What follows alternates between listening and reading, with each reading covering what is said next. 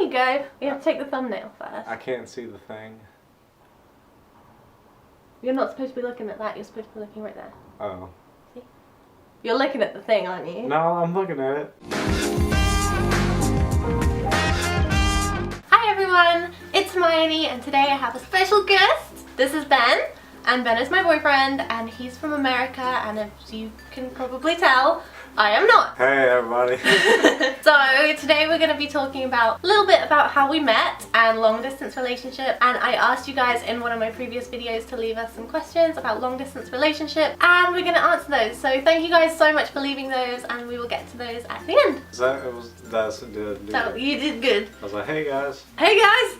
So I thought we would talk about how we first met. Wanna tell a story? That's a little bit of a long story. It all started back when we both worked for Water Country in 2014. And I was on a J1 working visa in America, in Virginia. And long story short, she was working merchandise. She was a cabana girl. We had cabanas in the park and she ran those. And I was a lifeguard. And one day I was coming back from my break and my manager Chris, he comes up to me and says, Ben, there's this cabana girl and I don't know how to talk to her. And I was like, Chris, I'll show you how to do it. And I was like, it's easy. So I went up and I saw her, and about the first thing I thought about her was I thought she was really pretty.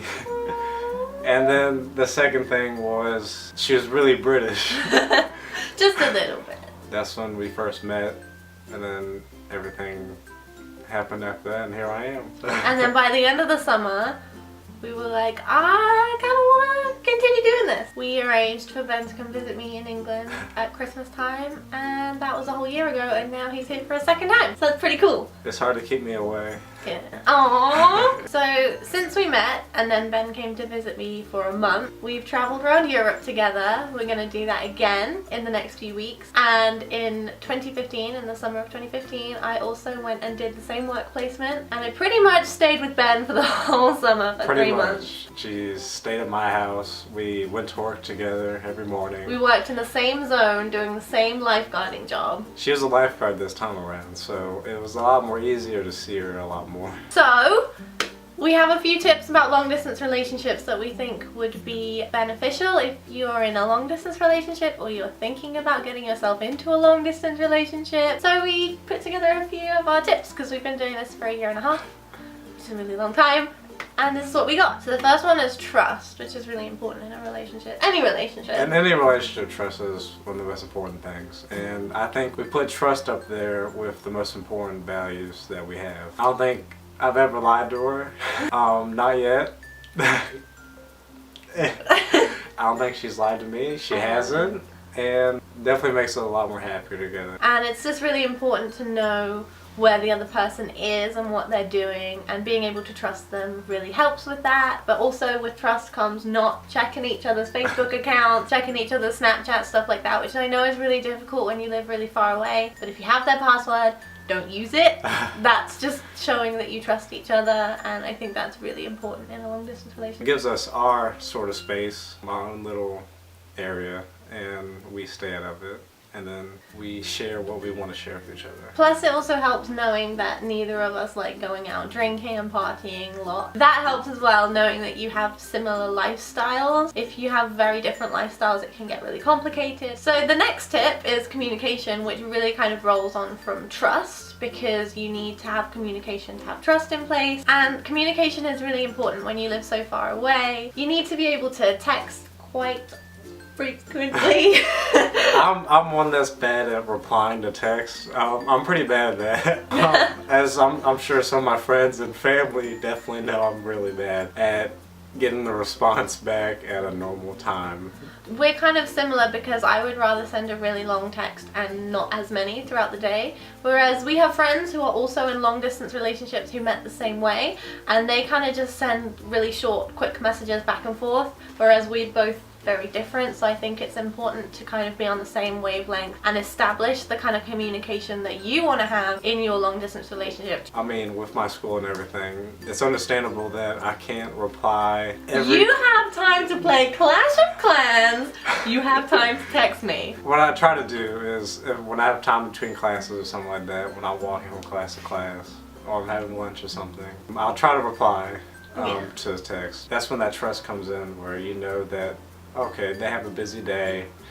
They can't be replying constantly. You just gotta wait for the next text. So this one's kind of my forte, which is saving money and prioritizing for travel, because every time Ben's come here, he's kind of just come to visit, but whenever I go over to America, it's more like doing a work placement or something that requires sponsorship by a visa company, so that's something that I've had to save money for. I think you have to be very careful and really think about what you want. Do you want to be spending lots of money on clothes? I've gotten so much better because I think, do I really need this, or could I put this money towards saving for plane tickets? Sometimes I say that in the mall, like the other day. Yeah. So when you're in a long distance relationship and you don't have much time together, you kind of want to savor every minute. You don't have much time together. It's kind of like a ticking clock, like a kitchen timer. You got about so much time left until it sadly it has to end. You just want to spend those seconds, those moments, those minutes. Just try to fill it up as much as possible, because you know it's not going to last forever. You just got to savor those moments, guys. And I'm telling you, it pays off in the long run. I think we end up doing more stuff like traveling together. Like when Ben comes here, I want him to see more of the world, and we just want to experience as much as we can, and we've spent our time more wisely. That's very true. I can say that the times we spent together, I've done a lot more things than I wouldn't. Yeah. I had a girlfriend just down the street. And it can be difficult because when Ben's here and he's like, get out of bed, I want to go do something, I'm like, oh. But when I'm over there and I'm like, can we go to Sweet Frog? He's like, no. She's the same way. It goes back and forth. And that's what a relationship is. It's a two-way street. And you gotta give and take. So the next section, we got some really nice questions from you guys, and I just want to say thank you so much for asking us some questions on the video that I asked you guys to ask us questions on, and thank you so much for any comments you've left recently as well. I haven't been able to reply properly because I've been really busy with this one, but thank you so much. Every comment and every question and everything has meant so much to me, so I just wanted to say thank you, and let's get on and answer them. The first question is from Emma Robinson, and she says, what kind of cultural difference do you see in others' countries? Oh, that's a good one. Guns? Guns? Okay, I'll say one thing. England definitely has a lot of language, not really barriers, but differences. We might share the same language, which is English. Sometimes when I come over here, it doesn't really sound like that, but there definitely are some differences. Like the other day, I said lorry, and you were like, what's a lorry? And I was like, it's the 18-wheeler truck. But there's lots of words that I'll say, and you'll go, what is that? What does that mean? That's basically what I say. And you're like, no, you mean this. Like, just a minute ago I was hoovering, and you were like, what are you doing? What's hoovering? She's vacuuming. Vacuuming.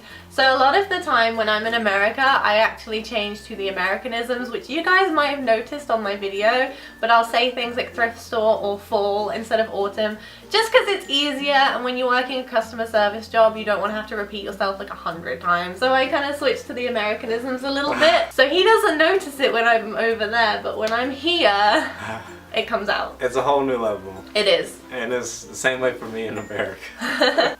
What other cultural differences are there? There's loads of cultural differences. Food. The food. The food's very different. Like biscuits and gravy is like not bourbon biscuits and gravy. It's something completely different. Like McDonald's, they have different items on the menu. I go in there and I have no idea what I am looking at. And McDonald's is green here and it's red in America. It is. Go figure. But there's a lot of differences. I feel like we should make a video about this because it'd be really interesting. Just the differences, even in America, like when you walk into a bathroom stall, like there's this much space at the bottom and then this much space that you can see through, and it's really uncomfortable. They don't have ice machines here. That's a big one. Not on our refrigerators. They don't have ice machines.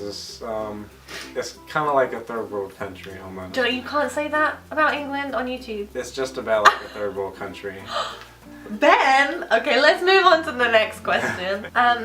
Rosie Noy, I hope I'm saying your name right, it says, my question is, do you and Ben video chat a lot? So thank you for that question. We chat a lot. We do chat a lot. I say we Skype like every other day or every third day at the most. We Skype about 2 to 3 times a week. We text every single day. There's not a Just day about. that's gone by in a We year and a haven't- half we that we haven't haven't text. spoken. And sometimes if we're too tired to Skype or FaceTime, We'll we just do audio call. Yeah, we do. FaceTime audio call. I know some people, they worry about their international calling. Just use FaceTime if both you and your partner have an iPhone. Because it's free. And Skype's the same way as it is. All you need is just a Wi-Fi signal and you're good to go. This one's from Pixie Sticks and Crack. Basically, how do you beat the sad? As in that feeling when you're just missing them painfully and feel like you literally do anything to be able to hug them and be there with them. And you also said that you've been doing this for 9 months now, so that's really good. Like 9 months is like a milestone. Once you get It is. past like the first 3 months, then you know you're in it for the long run. It's definitely very challenging. I can tell you one of the worst feelings you can ever experience, at least I've ever experienced, is leaving her and just seeing her as I walk through the terminal, and then knowing that the distance between us increases just more and more. But then I just gotta think about it goes back to trust, that you know you're gonna see her again, and that if you really love each other, then it's gonna work no matter what. It's hard to explain, but it's definitely sad. You gotta remember that you both love each other to an extent where it's all worth it in the end. It is. And I think a way to combat that is before you leave each other, have plans in place, or even book tickets if you can, to be able to see each other again. That helps me a lot. I know it's more difficult to leave when we don't have solid plans in place. If you talk about like a rejoining time when you both will see each other again, you just like do a countdown or something. It makes it a lot more easier knowing that you'll see each other. Watermelon TA says, how often do you two talk? And I think we kind of covered this, but thank you. We talk a lot. We do talk a lot every day. If we don't talk by voice, we talk by text every single day. Waiting in a Waterfall says, 3 questions. Okay, first is how often do you talk, and when is your preferred way to talk to each other? Pretty much all the time, and Skype. The second is, if you guys plan on moving in together, if so, who would move where? And third is, do you think fighting differs in long distance relationships? Those last 2 are really good. Those are pretty good. The moving one. You can answer that one. We've kind of talked about this a little bit. I mean, we are in a long distance relationship. It's been almost about 2 years, just going on 2 years almost. You gotta talk about these things because it's really important to talk about really important topics with each other and to get them covered before things get serious. And then you're in too deep and you realize one person doesn't want to move. We've been talking about it, and I mean, she really likes the US and I really like my guns. It's sounding more like the US because she doesn't like the UK. Well, I, on the other hand, I do. I do like our free healthcare in the UK, and I love my family and my friends, but the weather here kind of sucks. And I think the US is kind of cool. There's loads of opportunities. You can go anywhere, you can do anything. It's something we'll be thinking about in the future. It's not something that's set in stone, but it's something that's worth talking about. It's gonna happen one day. We'll be together. Yeah. Oh yeah, the difference between fighting in a long distance relationship. We don't really fight. We don't really fight. We get on each other's nerves. Oh yeah. When you fight in a long distance relationship, a long distance relationship feels really delicate, even though it's not, because it's actually very strong. Yeah. But because it feels delicate, you want to make sure like you don't fight and none of that kind of stuff happens, so you do your best. 2 more questions. So Old Cinderella Story, thank you for your questions, says, how many times through the year do you see each other and how do you deal with the distance? Well, last year in 2015, we saw each other 3 times. This summer. But we saw each other for a total of about 4.5 months. Ben came over here for a month. I went over at spring break for 3 about... months. Spring break? About 3.5. Spring break? Well, you came over for spring break. Spring break, I came over for about 10 days, and then in the summer I was over for about 3.5 months doing my work visa. So we made the most of our time. Even though we don't see each other often, when we do, we see each other for a long time. It all goes back to where when we see each other a lot. Not necessarily to a point where we don't want to be near each other, but it definitely shows how we would act if we were together. And how do you deal with the distance? There's a 5-hour difference, so you have to plan everything in the head. Whenever I look at the clock, I just don't think about my time zone. I think of hers as well. And I try to think of what she's doing. Okay, if it's 1 o'clock here, it's 6 o'clock there, she's probably having dinner while I'm having lunch, something like that.